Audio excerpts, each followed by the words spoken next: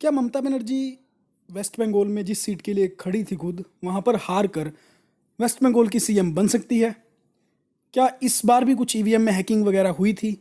ये सब चीज़ें हम इस वीडियो में डिस्कस करेंगे। तो शुरू करते हैं। Hello everyone, welcome back to anybody can learn GK. This is Sunil Jindal.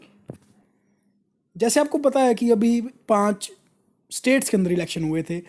इनमें आता है असम, केरला, पुडुचेरी, तमिलनाडु एंड वेस्ट बंगाल।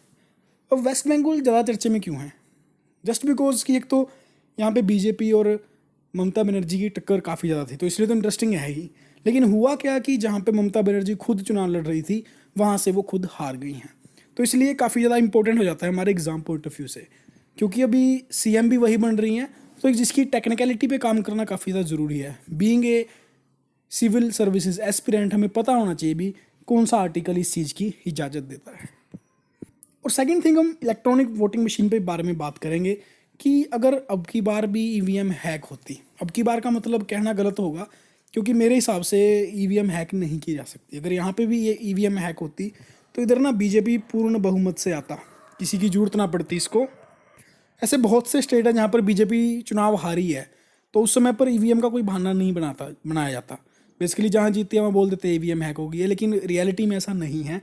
जो जनता वोट दे रही है उसी को वोट जा रहा है। अब असम में तो हमें पता है कि ये जो मेजोरिटी है बीजेपी यानी कि एनडीए सरकार बना जाएगी।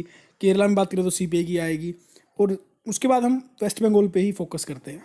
टोटल सीट वहाँ थे 294, और जिसमें से ऑल इंडिया तृणमूल कांग्रेस को मिले हैं 213 सीट, यानी कि पूर्ण बहुमत मिला है। 148 का ही चाहिए था आंकड़ा, इन्होंने तो 213 छू लिया। तो जैसे ही कल रिजल्ट आए तो ट्विटर पे, सोशल मीडिया पे तो मीम्स का ढेर लग गया था। देख रहे हैं आप किस तरह से काफ़ी ज़्यादा फनी मीम बनाए जा रहे थे। चलो ये सब तो मजाक की बात है, अब हम बात करते हैं टेक्निकलिटी पे। तो जो वहाँ की कॉन्स्टिट्यूंसी थी नंदीग्राम, वहाँ पे बीजेपी की तरफ से अधिकारी शिवेंदु थे और दूसरी तरफ तृणमूल कांग्रेस से थी ममता बनर्जी। तो ये जो था आंकड़ा रहा था। हालांकि कुछ 1500 से 2000 वोट का फर्क था, कोई ज़्यादा बड़ी जीत भी नहीं है, लेकिन हार तो हार ही होती है, ऑब्वियस सी बात है। तो यहाँ से भाई बीजेपी जीत गया। और सेकंड थिंग ये कि जो ऑल इंडिया तृणमूल कांग्रेस की सीएम कैंडिडेट थी वो थी ममता बनर्जी।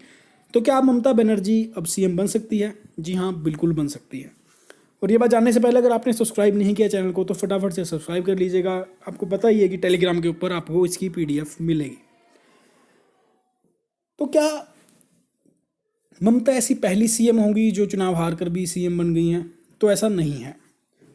उसके बाद बात करेंगे इसकी टेक्निकलिटी पे कि जो आर्टिकल है हमारा 164 का फोर्थ क्लोज, ये कहता है कि ए minister who for any period of 6 consecutive months is not a member of legislature of a state shall at the expiration of that period cease to be minister। आसान भाषा में बात करूं, ये बात कह रहा है कि अगर कोई व्यक्ति जो लेजिस्लेटिव असेंबली का मेंबर नहीं है, यदि वो मिनिस्टर बन जाता है, तो ऑब्वियसली बात है सीएम भी एक तरह का मिनिस्टर ही होता है ना भाई।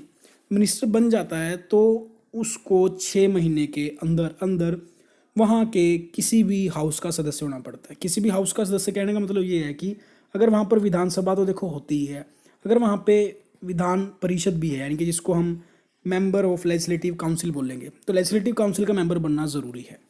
या तो इधर बन जाए या उधर बन जाए, दोनों में से एक जगह का मेंबर बनना ज़रूरी है विदिन 6 मंथ। अगर ऐसा कर लेता है वो, तो वो अपनी पोस्ट पे कायम रहेगा, अदरवाइज उसको इस्तीफा देना पड़ेगा। तो मैं फिर से वही बात करूंगा कि क्या ये फर्स्ट टाइम हो रहा है? जी नहीं, ऐसा पहले भी हो चुका है। क्योंकि कॉन्स्टिट्यूशनल एक्सपर्ट कहते हैं कि सेम चीज़ वही कि अगर 6 मंथ की बात अगर ना कंप्लीट हो तो उसको रिज़ाइन देना ही पड़ेगा। तो ये ऐसे कुछ मुख्यमंत्री हैं जो पहले विधायक नहीं थे। विधायक का मतलब क्या है जी? एमएलए नहीं थे। एमएलए वही member of legislative assembly. Examples के काफ़ी हैं, जैसे उत्तर प्रदेश से राजनाथ सिंह, मुलायम सिंह यादव, मायावती, अखिलेश यादव, जो मौजूदा सीएम है योगी आदित्यनाथ, ये सब शामिल हैं। उसके बाद बिहार से लालू प्रसाद यादव, राबड़ी देवी, नीतीश कुमार भी इसके एग्जाम्पल हैं। और अगर मैं हाल ही में बात करूँ ना, बिल्कुल ही फ्रेश एग्जाम्पल इसकी, क्योंकि ये तो बन चुका है, लेकिन इससे पहले भी क्या ये हुआ था? अगर मैं पिछले ही साल पे जाऊँ, उत्तर प्रदेश, पिछले साल की बात करूँ अगर मैं महाराष्ट्र की, उत्तर प्रदेश शायद मैं गलत से बोल गया। महाराष्ट्र जो उद्धव ठाकरे थे ना, वो जब सीएम बने थे वो भी एक विधायक नहीं थे। उस केस में हुआ क्या था? 28 नवंबर को वो सीएम बनने के बाद उनका जैसे ही, अगर मैं बात करूं, मेंबरशिप बनना था उनको, लेकिन जो 6 महीने का पीरियड था वो मई के अंदर ख़त्म हो रहा था। तो 14 मई के टाइम पे उन्होंने क्या किया, क्योंकि महाराष्ट्र में तो काउंसिल है, काउंसिल का मतलब लेजिस्लेटिव काउंसिल, क्योंकि ऐसे गिने चुने स्टेट हैं जहाँ पे लेजिस्लेटिव काउंसिल है यानी कि विधान परिषद है। तो तब उन्होंने क्या किया था भाई, अपने एक लेजिस्लेटिव काउंसिल में नॉमिनेशन फिल किया था और अनअपोज जीत गए थे, क्योंकि वहाँ पे उनके अगेंस्ट कोई खड़ा नहीं था। दैट मीन्स समहाउ उन्होंने कैसे ना कैसे करके जो थे वो मेंबर बन गए। अगर मेंबर ना बन पाते तो उनको इस्तीफा देना पड़ता है, यानी कि महाराष्ट्र एक और नया सीएम देख पाता अगर वो मेंबर ना बन पाते। अब आप लोगों को ये तो पता चल गया है कि इस वीडियो के थ्रू कि ममता बनर्जी सीएम बनने वाली हैं, और समहाउ वो कैसे ना कैसे 6 महीने के अंदर, चाहे वो कोई बाई इलेक्शन करवाएं या कोई और विधायक इस्तीफा दे दे और उनके पद पे वो लड़ लें, उसकी कॉन्स्टिट्यूएंसी पे लड़ लें, वो ये चीज़ें हमें देखने को मिल सकती हैं, लेकिन उसके लिए हमें वेट करना होगा क्योंकि उनके पास पूरे 6 महीने बाकी हैं अभी। चलिए, इतनी नॉलेज के बाद मैं आप लोगों से एक क्वेश्चन पूछता हूँ कि ऐसे कितने स्टेट हैं इंडिया के अंदर जिनके पास लेजिस्लेटिव काउंसिल है, यानी कि विधान परिषद है, क्योंकि विधानसभा तो है जिसको कि हम लेजिस्लेटिव असेंबली बोलते हैं, लेकिन ऐसे कितने गिने चुने स्टेट ही हैं। और आपको ये भी बताना है मुझे कमेंट सेक्शन के अंदर कि कितने नंबर ऑफ स्टेट हैं और वो कौन कौन से स्टेट हैं। तो आई होप आपको ये आज का वीडियो काफ़ी अच्छा लगा होगा और समझ भी आया होगा कि मैं क्या बात करना चाह रहा था। अगर आपको समझ आया है और लगा है कि आपको फ़ायदा हुआ है तो वीडियो को लाइक करें और शेयर जरूर करें। तो थैंक्स फॉर वॉचिंग जी, जल्दी मिलेंगे नए वीडियो के साथ, तब तक के लिए जय हिंद जय भारत। और आपको आर्टिकल वो याद रखना है जो मैंने मेन बात की थी।